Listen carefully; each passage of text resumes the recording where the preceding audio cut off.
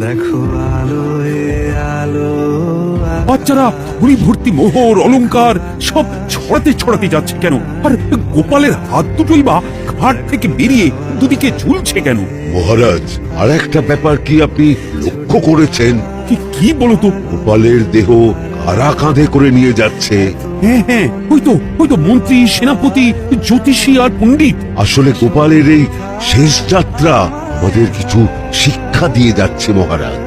এই যে দেখুন, যারা গোপালকে সহ্য করতে পারত না, এখন তাদেরই কাঁধে গোপাল যাচ্ছে।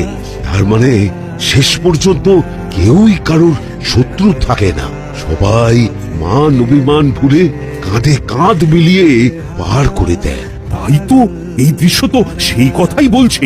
আর ওই যে মোহর আর অলংকার ছড়িয়ে যাচ্ছে, সেটাও বুঝিয়ে দেয় যে এই অর্থ, সমৃদ্ধি সবই ফেলে একসময় চলে যেতে হবে।